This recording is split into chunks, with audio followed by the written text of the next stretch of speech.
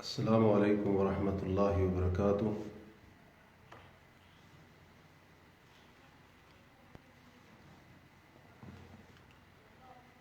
الحمد للہ رب العالمین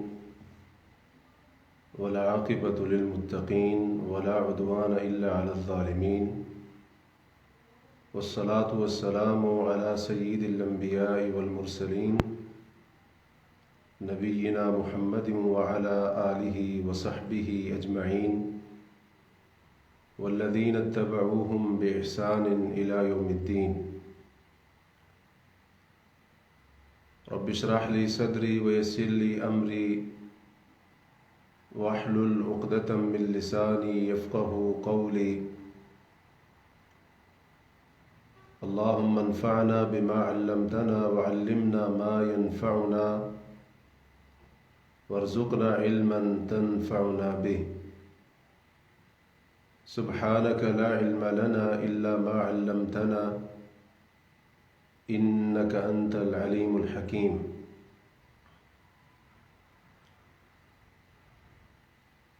محترم و مکرم ناظرین و سامعین،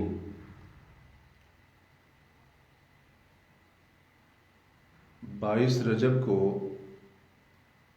ہمارے ملکوں انڈیا، پاکستان، بنگلہ دیش، نیپال میں رجب کے کنڈوں کے نام سے ایک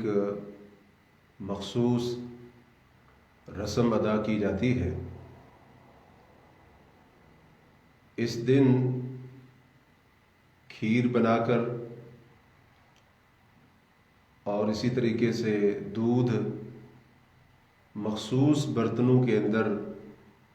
ان چیزوں کو ڈال کر تقسیم کیا جاتا ہے اور اسی کو رجب کے کنڈوں کا نام دیا جاتا ہے۔ لوگ اس چیز کو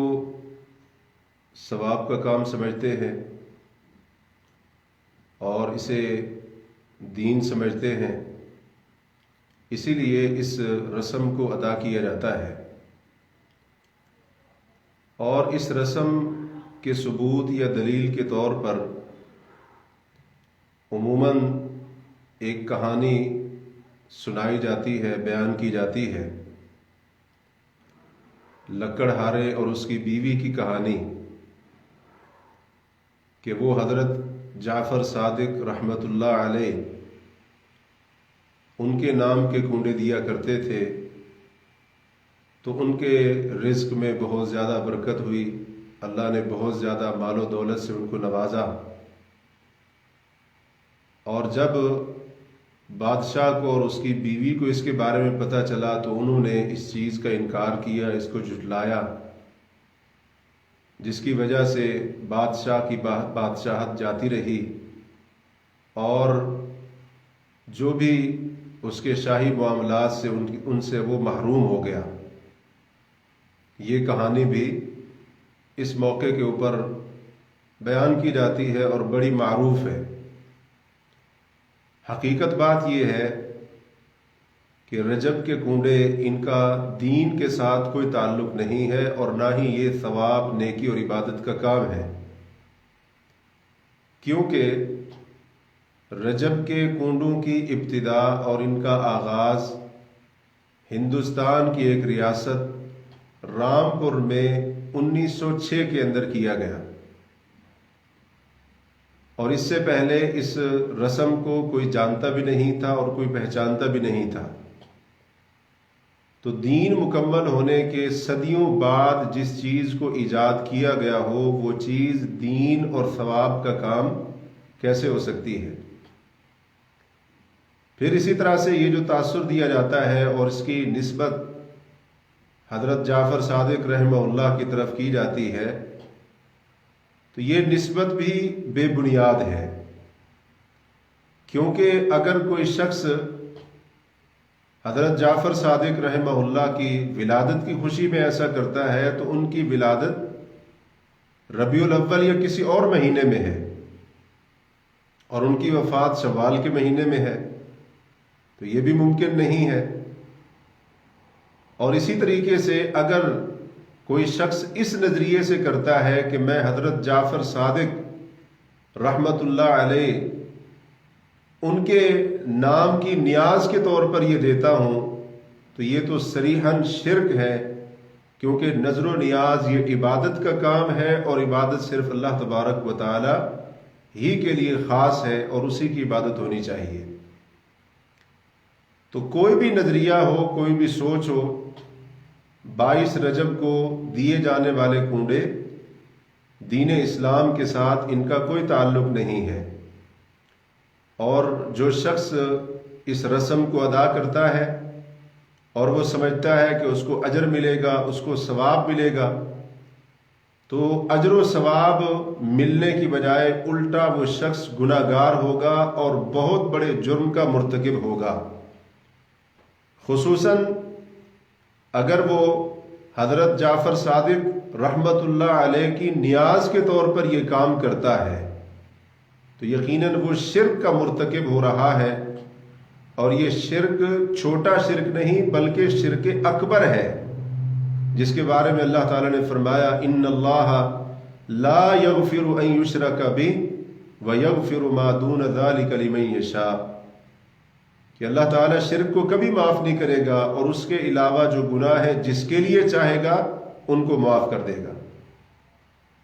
اور قرآن کریم کے اندر کئی ایک مقامات پر واضح طور پر صراحت کے ساتھ یہ ذکر کیا گیا ہے کہ وما اہل بہ لغیر اللہ، کہ جس جانور کو، جس چیز کو اللہ کے علاوہ کسی اور کی طرف منسوب کیا جائے،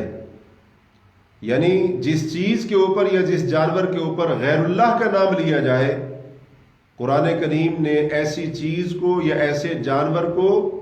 محرمات میں شمار کیا ہے، یعنی اس کا کھانا حرام کر دیا گیا ہے۔ اصل بات یہ ہے کہ 22 رجب کو یہ جو کنڈے بنائے جاتے ہیں ان کے پیچھے کچھ اور حقیقت ہے جس سے آج اکثر لوگ غافل ہیں۔ 22 رجب 60 ہجری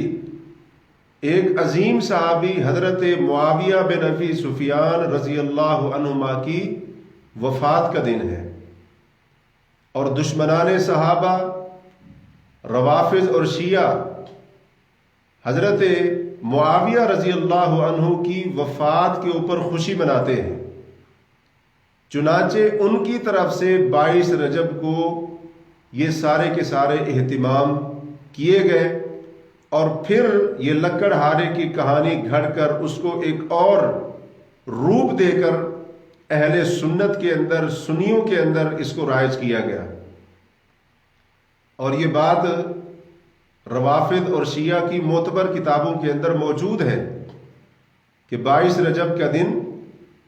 حضرت معاویہ رضی اللہ عنہ کی وفات کا دن ہے، اور شیعہ اور روافض کے اکابرین بڑوں نے لکھا ہے کہ یہ ان کے لیے خوشی کا دن ہے، مسرت اور سرور کا دن ہے۔ تو ہم لوگ نہ جانتے ہوئے حضرت معاویہ رضی اللہ عنہ کی وفات کے اوپر خوش ہونے والوں کی خوشی کے اندر ہم گویا کہ شرکت کر رہے ہیں، یہ رجب کے کنڈے بنا کر اور ان کو تقسیم کر کے، اور لوگ سمجھتے ہیں کہ یہ ثواب یا نیکی کا کام ہے، جیسا کہ بار بار آپ نے سنا کہ ان چیزوں کا دین اسلام کے ساتھ کوئی تعلق نہیں ہے، ان کاموں کا دین اسلام کے ساتھ کوئی تعلق نہیں ہے۔ تو یہ اختصار کے ساتھ رجب کے کنڈوں کی تاریخ اور ان کی حقیقت آپ کے سامنے رکھی، تو ایک مسلمان کی ذمہ داری بنتی ہے کہ وہ خود بھی اس قسم کی غیر شرعی اور اسی طرح سے من گھڑت رسموں اور شرکیہ رسموں اور کاموں سے اپنے آپ کو بچائے، اور خاص طور پر ان کاموں سے اپنے آپ کو بچائے جو کام اہل بدعت نے، دشمنان صحابہ نے ایجاد کیے ہیں، اور ان کو اپنے مذموم اور باطل نظریات کے ثبوت کے طور پر یا ان کی تائید کے طور پر وہ کرتے ہیں۔ تو ایسی تمام چیزوں سے، تمام رسموں اور کاموں سے اجتناب یہ ہماری دینی اور شرعی ذمہ داری ہے۔ اس کے بعد آج کی مجلس میں دوسری چیز جس کے اوپر ہم نے بات کرنی ہے وہ یہ کہ عوام الناس کے اندر یہ بات بڑی ہی مشہور اور معروف ہے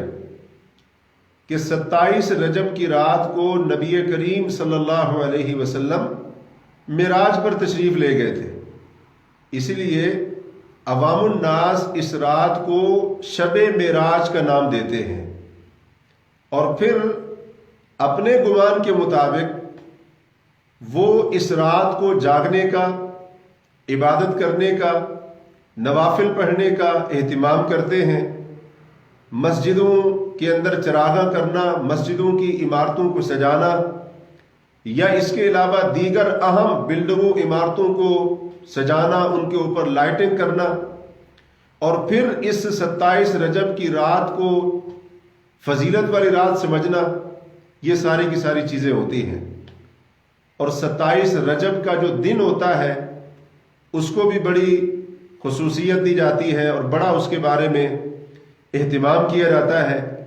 اور پھر 27 رجب کا روزہ بھی اب لوگوں نے رکھنا شروع کر دیا ہے، اور اس کے بارے میں من گھڑت جھوٹی روایات اس کی فضیلت کے بارے میں بیان کرنے سے بھی نہیں کتراتے ہیں. نبی کریم علیہ الصلوۃ والسلام کے اوپر جھوٹ بولنے سے بھی نہیں کتراتے ہیں 27 رجب کے دن روزہ رکھنے کی فضیلت کے بارے میں من گھڑت اور جھوٹی احادیث کو بیان کرنے سے. اور پھر اس روزے کے اوپر بڑا اجر و ثواب ذکر کیا جاتا ہے. تو یہ سارے کا سارا اہتمام ہوتا ہے 27 رجب کی رات کو اور 27 رجب کے دن کو. حقیقت کیا ہے؟ حقیقت یہ ہے کہ 27 رجب کی رات کو یقین کے ساتھ شب معراج نہیں کہا جا سکتا ہے، اور نہ ہی یقین کے ساتھ کوئی یہ کہہ سکتا ہے کہ رجب ہی کا مہینہ تھا کہ جس مہینے میں نبی کریم علیہ الصلوۃ والسلام معراج پر تشریف لے گئے. سب سے پہلی بات تو یہ ہے کہ نبی کریم علیہ الصلوۃ والسلام کس سال، کس مہینے اور کس تاریخ کو معراج پر تشریف لے گئے تھے، مؤرخین کے درمیان اس کے بارے میں اختلاف ہے. کم و بیش 6 اقوال اس سلسلے میں ملتے ہیں مؤرخین کے. کسی نے کہا کہ جس سال نبی علیہ الصلوۃ والسلام کو نبوت ملی اسی سال آپ کو معراج کرایا گیا. کسی نے کہا نبوت کے 5ویں سال، کسی نے کہا کہ نبوت کے 10ویں سال، اور کسی نے کہا کہ ہجرت سے چند مہینے پہلے. تو یہ مختلف اقوال اس سلسلے میں ملتے ہیں. تو جب کوئی یقینی بات ہے ہی نہیں اور کوئی معتبر یا متفقہ یا جس کو تسلیم کیا جائے وہ قول ملتا ہی نہیں ہے اس کے بارے میں، تو ایک مسلمان کیسے یقین کے ساتھ کہہ سکتا ہے کہ 27 رجب ہی کی رات تھی جب آپ علیہ الصلوۃ والسلام معراج پر تشریف لے گئے تھے؟ اس سے آپ خود اندازہ کر لیں کہ اگر 27 رجب کی رات شب معراج ہوتی، یا اس رات کی کوئی خاص فضیلت ہوتی، یا اس رات کے کچھ خاص احکام ہوتے، یا اس رات کے اندر کچھ مخصوص عبادات ہوتی، اور پھر مسلمان نبی کریم صلی اللہ علیہ وسلم کے زمانے سے ہی اس رات میں عبادت وغیرہ کا اہتمام اگر کرتے چلے آ رہے تھے، تو پھر مؤرخین کے درمیان اس رات کی تعیین میں اختلاف نہ ہوتا. تو یہ اختلاف بتاتا ہے کہ 27 رجب کی رات کو شب معراج سمجھنا اور اس رات کو یہ سارے کے سارے کام کرنا، یہ اہتمام کرنا وغیرہ، ان کا دین کے ساتھ کوئی تعلق نہیں ہے. اگر اللہ کے رسول علیہ الصلوۃ والسلام کے زمانے میں، صحابہ کے زمانے میں، تابعین کے زمانے میں، ائمہ محدثین کے زمانے میں جو یقیناً دین کی طرف زیادہ سبقت کرنے والے تھے، خیر کے اندر آگے بڑھنے والے تھے، اگر ان کے زمانے میں کوئی ایسا کام ہوتا اور اسی رات کو ہی شب معراج مانا جاتا، تو مؤرخین کے یہ 6 اقوال نہ ہوتے اس کی تعیین کے بارے میں. کوئی کچھ کہہ رہا ہے اور کوئی کچھ کہہ رہا ہے. دوسری بات، اگر 27 رجب کی رات کو شب معراج مان بھی لیا جائے تو اس رات کو عبادت کے لیے خاص کرنا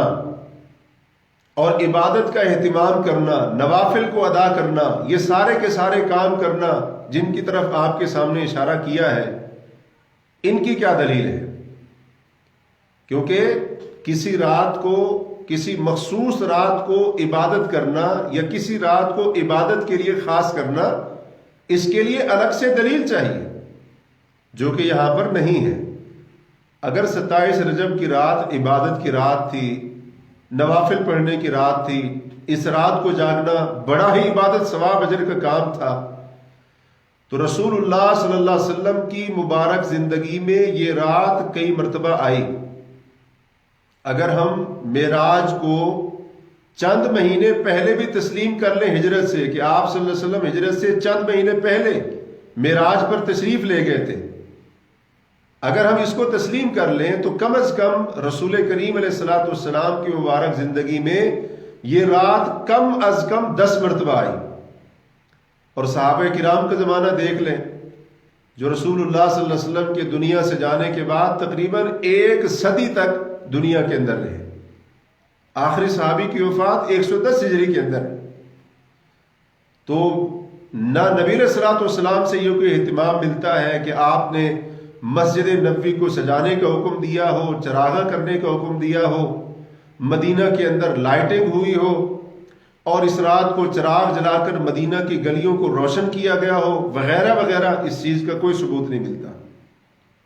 اللہ کے نبی علیہ الصلوۃ والسلام نے 27 رجب کی رات کو نفل پڑھے ہوں، صحابہ کو ترغیب دلائی ہو، کبھی کوئی ایسا موقع نہیں آیا ہے۔ اور پھر نبی علیہ الصلوۃ والسلام نے یا صحابہ میں سے کسی نے 27 رجب کے دن کو روزہ رکھا ہو یا اس کی فضیلت بیان کی ہو، کسی صحیح حدیث کے اندر اس کا کوئی ذکر نہیں ملتا ہے۔ اور اسی کو علماء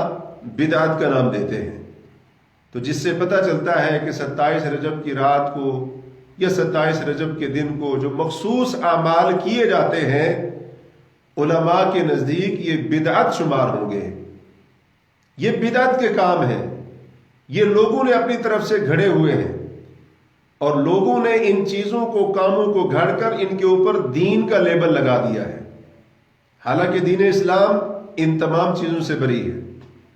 عبادت کا کام صرف وہی ہے جو رسول کریم علیہ الصلوۃ والسلام نے کیا ہو یا اس کا حکم دیا، اس کی ترغیب دلائی۔ کوئی کام جو آپ صلی اللہ علیہ وسلم نے بطور عبادت، بطور ثواب، نیکی کے نہیں کیا ہے، وہ دین نہیں ہو سکتا ہے۔ ہم لوگوں کو ہمیشہ رسول اللہ صلی اللہ علیہ وسلم کا یہ فرمان یاد رکھنا چاہیے، من عمل عملا لیس علیہ امرنا فہو رد۔ آپ فرماتے ہیں من عمل، جس نے بھی کوئی عمل کیا۔ اب یہاں سے اندازہ لگا لیں، جو لوگ کہتے ہیں کہ اتنے لوگ جو کر رہے ہیں کیسے غلط ہو سکتے ہیں، آپ نے فرمایا من عمل عملا، جس نے بھی عمل کیا، عملا کوئی بھی عمل کیا، لیس علیہ امرنا، اس عمل کے اوپر ہمارا حکم نہ ہو، ہماری تصدیق نہ ہو، یعنی وہ عمل، وہ کام ہماری شریعت میں، دین میں نہ ہو۔ نبی صلی اللہ علیہ وسلم فرماتے ہیں کرنے والا کوئی ہو یا کرنے والے کتنے زیادہ کیوں نہ ہو، کیونکہ من کا لفظ عموم کے لیے آتا ہے، اور فرمایا عملاً، کوئی بھی عمل کیوں نہ ہو،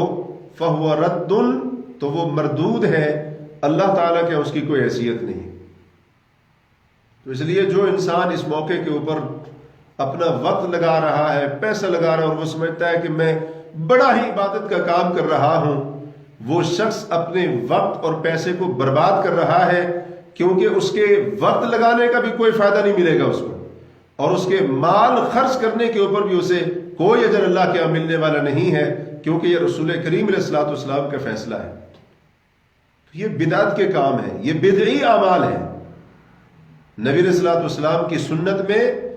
ان کا کوئی ثبوت تو کیا، ادنا سا اشارہ بھی اس 27 رجب کے بارے میں یا اس کی فضیلت کے بارے میں یا اس رات کو قیام عبادت کے بارے میں، اس 27 رجب کے دن کو روزہ رکھنے کے بارے میں ادنا سا اشارہ بھی اس کے بارے میں کسی سے یہ حدیث میں نہیں ملتا ہے۔ اس لیے یہ کام دین کیسے ہو گیا، یہ کام عبادت کیسے ہو گئے؟ اب کئی لوگ ہوتے ہیں جب ان کو یہ کہا جاتا ہے کہ اللہ کے رسول صلی اللہ علیہ وسلم نے یہ کام نہیں کیا ہے، صحابہ کرام نے یہ کام نہیں کیا ہے، تو آگے سے ان کا جواب ہوتا ہے ٹھیک ہے، ہم بھی تسلیم کرتے ہیں کہ اللہ کے رسول صلی اللہ علیہ وسلم نے اس رات کو عبادت نہیں کی ہے، نبی صلی اللہ علیہ وسلم نے 27 رجب کے دن کا روزہ نہیں رکھا ہے، صحابہ نے کوئی ایسا کام اس موقع پر نہیں کیا ہے، کر لے تو کیا حرج ہے؟ کر لیں تو کیا حرج ہے، نیکی کا کام ہے، ثواب کا کام ہے، اجر کا کام ہے۔ مسئلہ کیا ہے آخر اس کے اندر؟ کوئی گناہ کا کام تو نہیں کر رہے ہیں۔ یاد رکھیے، کوئی بھی کام ثواب کا، نیکی کا کام تب تک نہیں بن سکتا ہے جب تک اس کے اوپر نبی کریم صلی اللہ علیہ وسلم کی مہر نہ ہو۔ صرف نیت کے اچھا ہونے سے کوئی کام اچھا عمل نہیں بن جاتا ہے۔ صرف کرنے والے کی نیت اچھی ہو، ارادہ اس کا اچھا ہے، مقصد اس کا نیک ہے، اس سے وہ کام عبادت کے درجے کو نہیں پہنچ جاتا ہے، بلکہ نیت، ارادے، مقصد کے نیک اچھا ہونے کے ساتھ ساتھ رسول کریم علیہ الصلوۃ والسلام کی سنت میں اس کا ہونا بھی ضروری ہے۔ آپ کی لائی ہوئی شریعت میں، آپ کے پہنچائے ہوئے دین کے اندر اس کام کا وجود اور ثبوت بھی ہونا چاہیے۔ تو جب تک یہ دونوں چیزیں نہیں ہوں گی تب تک وہ کام ثواب کا کام نہیں بن سکتا ہے، عبادت کا کام نہیں بن سکتا ہے۔ بڑی ہی آسان بات ہے جو آج اکثر لوگوں کو سمجھ نہیں آتی ہے۔ تو نبی کریم علیہ الصلوۃ والسلام کی سنت سے کیونکہ ثبوت نہیں ہے اس کا، جیسا کہ ابھی ہم نے بیان کیا، تو اس لیے اگر کوئی کہتا ہے کوئی کر لے تو کیا حرج ہے، اس کا جواب یہ ہے، حرج یہ ہے کہ آپ اس کام کو عبادت سمجھ رہے ہیں، آپ وہ عمل نیکی سمجھ کر رہے ہیں جس کو نبی کریم علیہ الصلوۃ والسلام نے عبادت یا نیکی نہیں کہا ہے، اور یہ اتنا بڑا جرم ہے، اتنی بڑی اللہ کے رسول صلی اللہ علیہ وسلم کی گستاخی ہے کہ ایسا شخص نبی کریم علیہ الصلوۃ والسلام سے آگے بڑھنے کی کوشش کر رہا ہے۔ اور اس سے بڑی اللہ کے رسول کی گستاخی کیا ہوگی، اس سے بڑا حرج کیا ہوگا، اس سے بڑا نقصان اور اس سے بڑا جرم کیا ہوگا کہ نبی صلی اللہ علیہ وسلم نے ایک کام کو عبادت نہیں کہا، لیکن ایک مسلمان زبردستی اس کام کو عبادت شمار کرانے کے اوپر تلا ہوا ہے۔ اس سے بڑی اور گستاخی اور حرج والی بات کیا ہوگی؟ جبکہ ہمارے نبی علیہ الصلوۃ والسلام نے ایک اصول بیان فرما دیا ہے۔ صحیح مسلم میں یہ حدیث موجود ہے حضرت ابو ہریرہ کی، کہ رسول اللہ صلی اللہ علیہ وسلم نے فرمایا، لا تختصوا لیلۃ الجمعۃ بقیام من بین اللیالی، کہ راتوں میں سے جمعہ کی رات کو قیام کے لیے خاص نہ کرو، یعنی دوسری راتوں کو چھوڑ کر، ہفتے کی باقی راتوں کو چھوڑ کر جمعہ کی رات کو اگر کوئی خاص کر کے قیام کرتا ہے تو اللہ کے رسول نے منع فرمایا۔ مطلب یہ ہے، اگر کوئی یہ سمجھے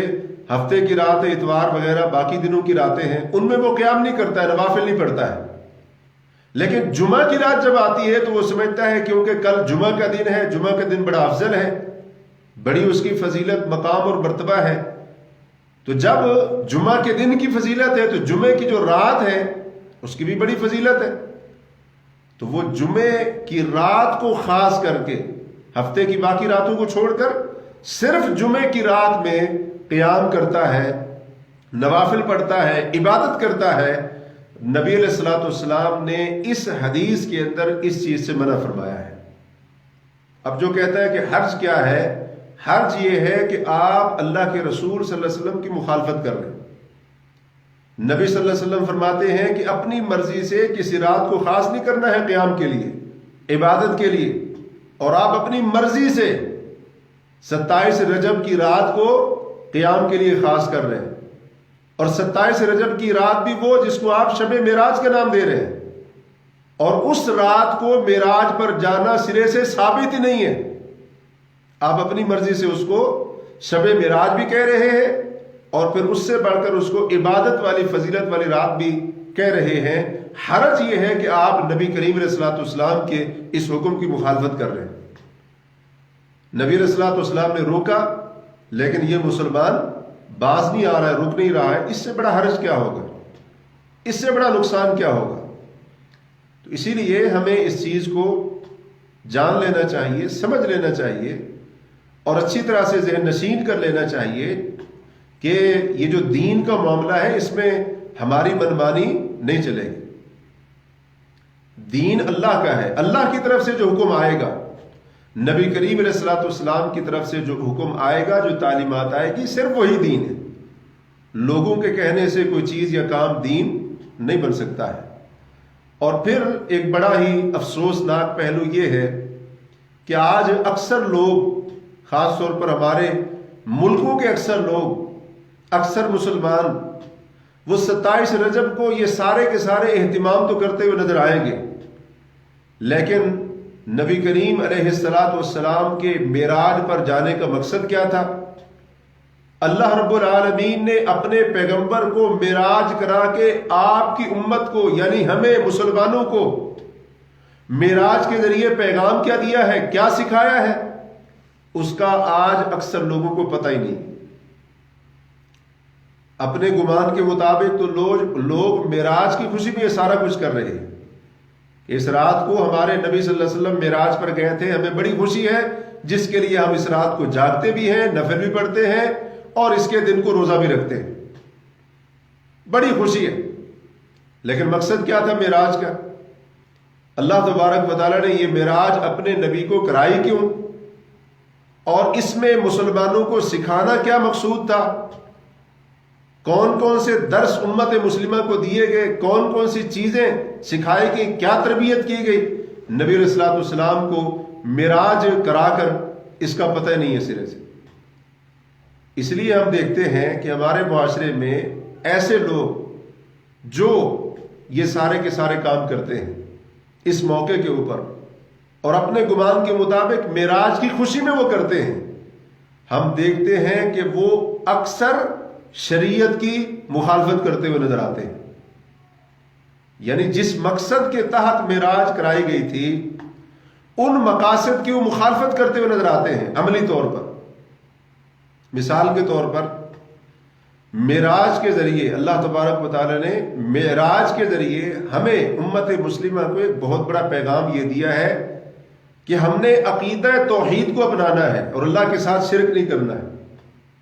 یہ پیغام دیا گیا ہے۔ حضرت عبداللہ بن مسعود کی صحیح مسلم میں روایت ہے کہ نبی علیہ الصلوۃ والسلام کو معراج کی رات جو چیزیں دی گئیں ان کا وہ ذکر کرتے ہوئے کہتے ہیں کہ نبی صلی اللہ علیہ وسلم کو ایک چیز یہ بھی عطا کی گئی کہ آپ صلی اللہ علیہ وسلم کا جو امتی اس حال میں وفات پائے گا کہ اللہ کے ساتھ کسی کو شریک نہیں ٹھہراتا ہوگا، آپ کو یہ خوشخبری سنائی گئی کہ آپ کے اس امتی کے بڑے گناہوں کو، کبیرہ گناہوں کو معاف کر دیا جائے گا۔ اب ذرا سوچئے، یہ خوشخبری دے کر امت مسلمہ کو کیا پیغام دیا جا رہا ہے؟ یہی پیغام دیا جا رہا ہے کہ عقیدہ توحید خالص ہونا چاہیے اور عقیدہ توحید کے اندر شرک کی ملاوٹ نہیں ہونی چاہیے۔ اگر بندے کا عقیدہ خالص ہے، ایمان خالص ہے، توحید خالص ہے، اور ایمان میں، عقیدے میں، توحید میں شرک کی ملاوٹ نہیں ہے، تو اللہ رب العالمین اگر چاہے گا تو بندے کے بڑے بڑے گناہوں کو معاف کر دے گا، اس کے کبیرہ گناہوں کو بخش دیا جائے گا، یا تو ابتدا سے ہی بخش دیا جائے گا، شروع سے ہی، یا پھر یہ ہوگا کہ اپنے ان بڑے گناہوں کی وجہ سے وہ جہنم میں چلا جائے گا، لیکن وہاں پر ہمیشہ ہمیشہ کے لیے نہیں رہے گا، بلکہ توحید کی برکت سے، خالص ایمان کی برکت سے اس کو اس کے گناہوں کی سزا پوری ہونے کے بعد یا اس سے پہلے شفاعت اور سفارش کے ذریعے جہنم سے نکال لیا جائے گا۔ اور آج ہم دیکھ سکتے ہیں کہ جو لوگ معراج کی خوشی مناتے ہیں انہی کی اکثریت شرک کے اندر مبتلا ہے، عقیدہ توحید کے اندر شرک کی ملاوٹ کی ہوئی، قبروں کے اوپر سجدے، مزاروں کے طواف، غیر اللہ کو پکارنا، اور اسی طرح سے اللہ کے نیک بندوں کے لیے نظر و نیاز وغیرہ، ان سے دعائیں کرنا، اولاد ان سے مانگنا، اور پھر ان کے لیے جانور ذبح کرنا وغیرہ، یہ سارے کے سارے عبادت کے کام اللہ کے علاوہ اللہ کے نیک بندوں کے لیے کیے جا رہے ہیں، جو صراحتاً شرک ہے، صریح شرک ہے، جس کے شرک ہونے میں کوئی شک نہیں۔ پیغام یہ تھا امت محمد صلی اللہ علیہ وسلم کو کہ توحید اپنانی ہے، توحید خالص اس کے اوپر ڈٹ جانا ہے، لیکن آج امت نے کیا کیا؟ معراج پر جانے کی خوشی تو منائی، لیکن جو مقصد تھا، پیغام تھا اور بہت بڑا تربیتی درس اور فائدہ تھا اس کو بھول گئے۔ امت کی اکثریت کے عقیدوں کے اندر شرک کی ملاوٹ، ایمان کے اندر شرک کی ملاوٹ، لیکن نہ اس کی فکر ہے اور نہ ہی اس کے بارے میں جانتے ہیں، اور خوشی کیا منا رہے ہیں؟ معراج پر جانے کی۔ کاش ہم معراج پر جانے کی خوشی منانے کی بجائے معراج کے حقیقی مقاصد کو سمجھ لیتے اور اس سے جو سکھایا جا رہا ہے اس کو ہم سیکھ کر اس کے اوپر عمل کر لیتے، یقیناً یہی بات ہمارے نجات کے لیے کافی ہوتی۔ اور پھر نبی صلی اللہ علیہ وسلم نے معراج والی رات اس ایک اللہ کی بندی موحد عورت، اس کے بارے میں نبی علیہ الصلوۃ والسلام کو بتایا گیا۔ مسند احمد میں تفصیلی حدیث قصہ موجود ہے، تفصیل بیان کرنے کا وقت نہیں ہے۔ اشارتاً جو فرعون کی بیٹی کو کنگھا کیا کرتی تھی، حضرت موسیٰ پر ایمان لے آئی، فرعون کے رب ہونے کا انکار کیا، صرف اللہ رب العالمین کی ربوبیت کو مانا، توحید کا اقرار کیا اور اس کے اوپر ڈٹی رہی اور ایسی استقامت اختیار کی کہ اس کے چھوٹے چھوٹے بچوں کو ایک ایک کر کے جلا دیا گیا، آگ کے اندر پھینک دیا گیا، حتیٰ کہ خود اس کو بھی آگ کے اندر پھینک دیا گیا۔ اس اللہ کی بندی نے اپنے بچوں کی قربانی دے دی، اپنی جان کو بھی قربان کر دیا، لیکن عقیدہ توحید کے اوپر خلل نہیں آنے دیا۔ اللہ رب العالمین نے کیا اعزاز دیا اس کو؟ نبی علیہ الصلوۃ والسلام فرماتے ہیں کہ مجھے معراج والی رات ایک بڑی ہی عمدہ خوشبو آئی، بڑی عمدہ قسم کی خوشبو میں نے سونگی۔ حضرت جبریل سے پوچھا تو انہوں نے بتایا کہ یہ اس اللہ کی بندی اور اس کی اولاد کی خوشبو ہے کہ جو فرعون کی بیٹی کو کنگھا کیا کرتی تھی، اور پھر پورا قصہ اس حدیث کے اندر مذکور ہے۔ تو معراج کے ذریعے تو ہمیں یہ پیغام دیا جا رہا ہے کہ جو موحدین ہیں، جو اپنے عقیدے کو، ایمان کو شرک کی ملاوٹ سے پاک کرنے والے ہیں اور عقیدہ توحید پر استقامت اختیار کرنے والے ہیں، اللہ تبارک و تعالی نے ان کو اس قدر بلند درجات سے نوازا ہوا ہے، اور اللہ رب العالمین نے ہمیشہ کی کامیابی انہی کے نام کر دی۔ تو معراج کے ذریعے تو ہمیں یہ پیغام دیا گیا تھا اور یہ چیز ہمیں سکھائی گئی تھی، بڑا اہم درس دیا گیا تھا۔ لیکن جو معراج کا سب سے اہم سبق تھا، سب سے اہم درس تھا، ہم نے اسی کو بھلا دیا ہے، اور کیا کر رہے ہیں؟ معراج پر جانے کی خوشی میں بدعات کے اندر مبتلا ہے، نئے نئے کام گھڑ کر اپنی جان کے اوپر ایک اور ظلم کر رہے ہیں۔ اور پھر دوسری چیز، یہ جو واقعہ معراج ہے، اس کے ذریعے اللہ تبارک و تعالی نے ہمیں ایک چیز یہ بھی سکھائی ہے کہ ہم نے اللہ رب العالمین سے ڈرنا ہے، اللہ کا خوف، اللہ کا ڈر، اللہ کی خشیت وہ ہمارے اندر ہونی چاہیے۔ ایک حدیث میں آتا ہے، نبی صلی اللہ علیہ وسلم فرماتے ہیں معراج والی رات میں جب حضرت جبریل کے پاس سے گزرا تو ان کی حالت اور کیفیت یہ دیکھی کہ اللہ کے ڈر کی وجہ سے، اللہ کی خشیت کی وجہ سے ان کی حالت اور کیفیت یہ تھی جیسے پرانا کپڑا ہوتا ہے، اللہ کے ڈر کی وجہ سے یہ ان کی حالت تھی۔ حضرت جبریل جو سید الملائکہ ہے، فرشتوں کے سردار ہیں، فرشتوں میں سب سے افضل ہے، اور پھر ان کی فضیلت، ان کا مقام اور مرتبہ بہت زیادہ ہے، شرعی احکام کے پابند نہیں ہیں، اور حالت اور کیفیت یہ ہے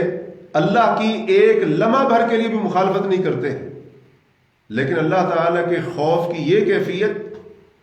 کہ جیسے آپ فرماتے ہیں کہ پرانا کپڑا جس کو زمین پر بچھایا جاتا ہے یا اونٹ کی پشت کے اوپر بچھایا جاتا ہے اور پھر اس کے اوپر پلان اور کجاوا رکھا جاتا ہے، جیسے وہ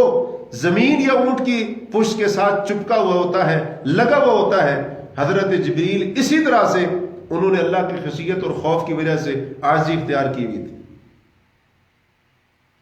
اور آج ہم اپنی حالت دیکھ لیں، معراج منانے کی خوشی ہے، معراج نبی علیہ الصلوۃ والسلام کی معراج پر جانے کی خوشیاں منا رہے ہیں، لیکن اللہ کا خوف، اللہ کی خشیت، اللہ کا ڈر، اس کا ہماری زندگی کے اندر کوئی نام و نشان بھی نہیں۔ اگر اللہ کا ڈر ہوتا تو ہم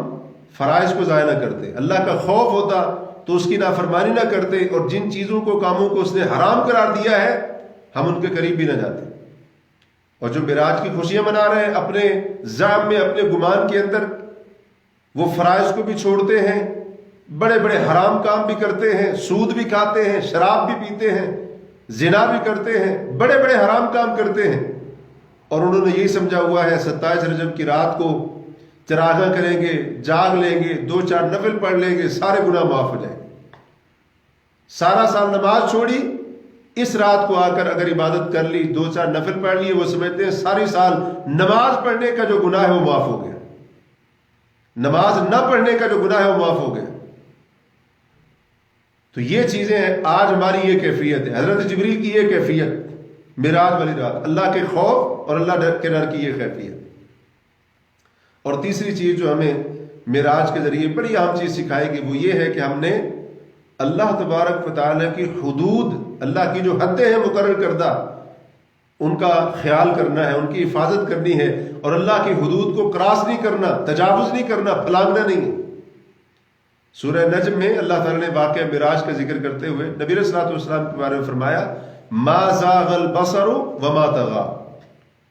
کہ نبی صلی اللہ علیہ وسلم کی نگاہ بھٹکی نہیں، یعنی دائیں بائیں نہیں گئی، وما طغى، اور نہ ہی حد سے آگے بڑھی۔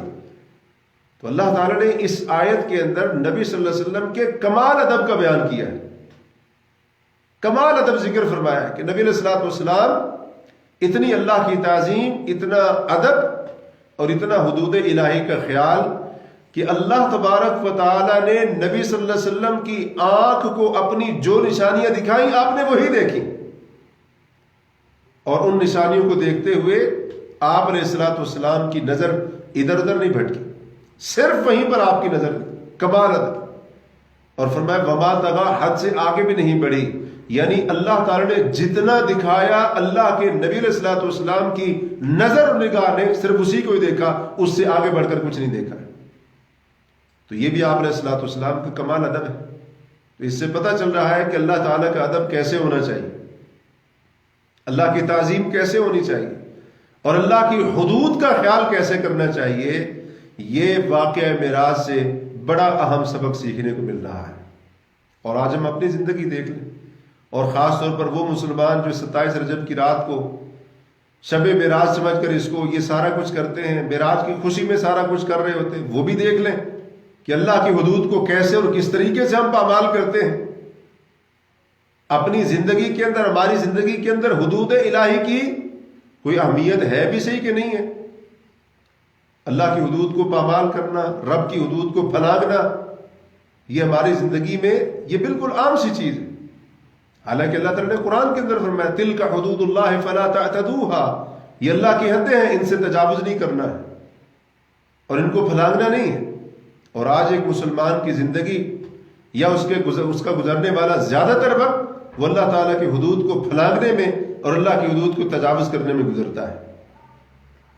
اسی طریقے سے واقعہ معراج سے ایک بڑا اہم سبق ہمیں یہ بھی ملتا ہے کہ ہمیں اللہ اور اس کے رسول صلی اللہ علیہ وسلم کی بات کے اوپر یقین کرنا چاہیے، یقین ہونا چاہیے، اگرچہ بظاہر اس چیز کا واقع ہونا ممکن نہ ہو، ہماری نظر میں وہ کام بظاہر نہ ہو سکتا ہو، لیکن اگر اللہ نے کہا ہے، اس کے نبی علیہ الصلوۃ والسلام نے فرمایا ہے، تو ہمیں اس کی تصدیق کرنی چاہیے اور اس کے اوپر یقین رکھنا چاہیے، اس کے بارے میں ہمیں کسی قسم کا شک اور شبہ نہ ہو۔ اس لیے قرآن کے اندر اگر کوئی بات آ گئی ہم اس کے اوپر یقین رکھیں کہ ایسا ہی ہوگا، ایسا ہی ہے، اور اسی طریقے سے صحیح حدیث میں جو بات آ گئی ہمیں اس کے اوپر بھی یقین ہونا چاہیے کہ واقعی بات ویسے ہے جیسے اللہ کے رسول نے فرمائی۔ تو یہ یقین ہونا چاہیے اللہ اور اس کے رسول صلی اللہ علیہ وسلم کی کامل مکمل تصدیق، اللہ کی بات کے اوپر،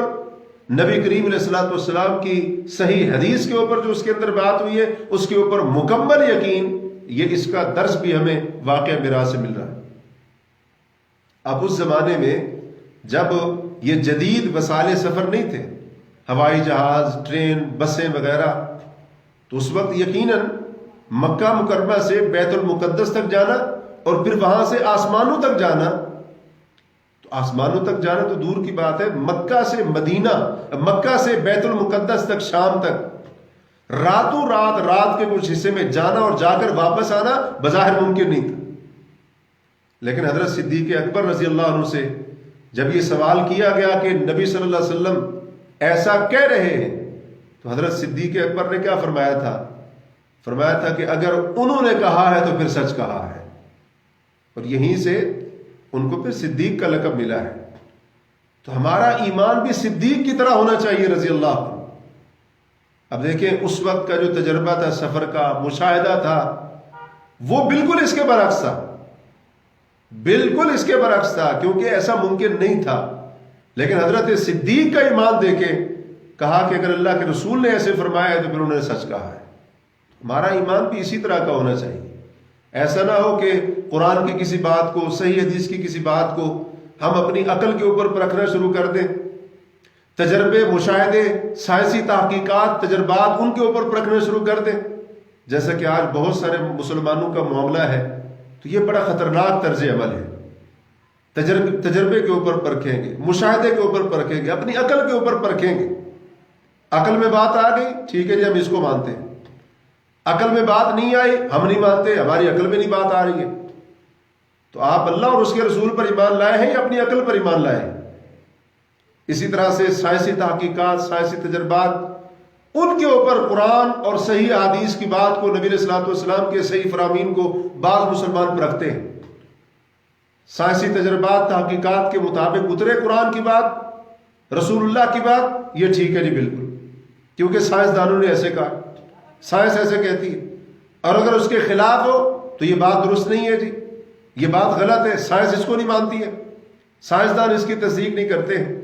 تو نعوذ باللہ من ذالک، اس مسلمان کا سائنسدان سائنس کے اوپر ایمان ہے یا پھر اللہ اور اس کے رسول کے اوپر ایمان ہے؟ عجیب معاملہ ہے بعض لوگوں کا کہ وہ کافر، ملحد، بے دین، دہریہ قسم کے سائنسدان ان کی باتوں اور تحقیقات کو مان لیتے ہیں، آنکھیں بند کر کے مان لیں گے، لیکن اللہ اور اس کے رسول کی بات کو نہیں مانیں گے۔ نعوذ باللہ من ذالک۔ تو معراج سے، واقعہ معراج سے ہمیں یہ یقین کا درس مل رہا ہے کہ اللہ اور اس کے رسول علیہ الصلوۃ والسلام کی بات کی ہم نے تصدیق کرنی۔ اللہ نے قرآن کے اندر کہا کہ ہم نے اپنے نبی کو راتوں رات یہ معراج کرائی، ہمارا ایمان ایسے ہوا ہے۔ نبی علیہ الصلوۃ والسلام نے صحیح حدیث کے اندر فرمایا، بخاری، مسلم، مسند احمد وغیرہ میں لمبی حدیث ہے، تفصیل ہے اس کے اندر واقعہ معراج کی۔ آپ نے فرمایا مجھے معراج کرایا گیا، ہمارا ایمان ہے کیسے ہوا ہے؟ بظاہر اس کا واقع ہونا ممکن نہیں، لیکن کیونکہ ہمارے رب نے کہا ہے، ہمارے نبی علیہ الصلوۃ والسلام سے یہ بات ثابت ہو گئی ہے، اس لیے ہمارا اس کے اوپر ایمان ہے، یقین ہے، اور ہم اس بات کی تصدیق کرتے ہیں مکمل طور پر۔ اور پھر معراج کے ذریعے ایک بڑا ہی اہم پیغام جو مسلمانوں کو دیا گیا تھا، وہ ہے 5 وقت کی نماز۔ تفصیل آپ جانتے ہیں کہ پہلے 50 فرض ہوئیں، کم کرتے کرتے 5 رہ گئیں۔ تو 5 نمازیں اللہ تبارک و تعالیٰ نے نبی صلی اللہ علیہ وسلم کی امت کے اوپر فرض قرار دی۔ تو ہر مسلمان مرد اور عورت کے اوپر یہ 5 نمازیں پڑھنی فرض ہے۔ بڑی اہم عبادت ہے، بڑی اللہ تعالیٰ کے نزدیک اس کی عظمت اور اس کی اہمیت ہے۔ آپ اندازہ لگا لیں کہ اللہ تعالیٰ کو نماز سے کتنی محبت ہے کہ اللہ تعالیٰ نے پہلے 50 مرتبہ 24 گھنٹوں میں، دن اور رات میں 50 مرتبہ اللہ نے اس عبادت کو فرض قرار دیا۔ تو اس سے پتہ چلتا ہے کہ نماز کا اللہ کے اتنا بڑا مقام ہے، اتنا اللہ محبت کرتا ہے نماز کی عبادت سے۔ اور پھر کم کرتے کرتے 5 رہ گئیں۔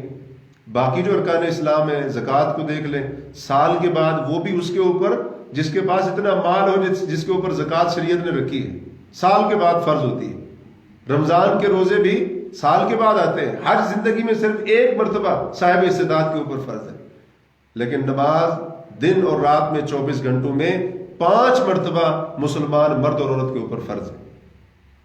تو نماز کی اہمیت بتائی گئی، نماز کی عظمت بتائی گئی، اور نماز کا کیا مقام ہے اللہ تعالیٰ کے نزدیک دین اسلام کے اندر، یہ بھی بتایا گیا معراج والی رات۔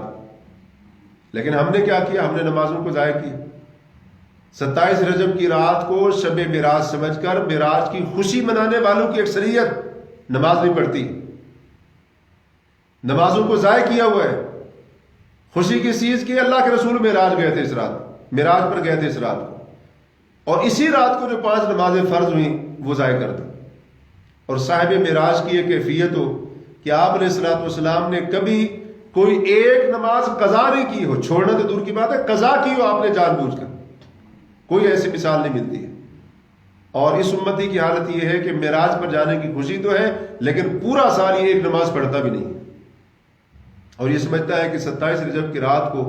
8 10 2 4 نفل پڑھ لوں گا، تھوڑی سی عبادت کر لوں گا، قیام کر لوں گا، تو مجھے کیا ضرورت ہے نماز پڑھنے کی؟ تو اصل جو مقصد تھا وہ ہم بھول گئے، اس کو نظر انداز کر دیا، چھوڑ دیا، اور جو چیز دین کے اندر تھی ہی نہیں اس کو ہم نے دین سمجھ لیا، اس کو ہم نے عبادت سمجھ لیا۔ تو یہ بڑا ایک عجیب قسم کا معاملہ ہے۔ اللہ تعالیٰ سے ہم دعا کرتے ہیں کہ اللہ رب العالمین ہمیں ان چیزوں کی حقیقت کو پہچاننے کی توفیق عطا فرمائے، اور اللہ رب العالمین ہمیں خالص دین کو پہچاننے کی توفیق عطا فرمائے۔ جو خالص دین ہے اللہ تعالیٰ میں اس خالص دین کو پہچاننے کی توفیق عطا فرمائے، تاکہ ہم اس کے مطابق زندگی گزار سکیں، اس کے اوپر عمل کر سکیں، اور اللہ تعالیٰ ہمیں شرک سے محفوظ رکھے، اللہ تعالیٰ ہمیں تمام قسم کی بدعات سے بچائے۔ اقول قولی ھذا واستغفر اللہ لی ولکم، سبحانک اللہم وبحمدک، اشہد ان لا الہ الا انت، استغفرک واتوب الیک۔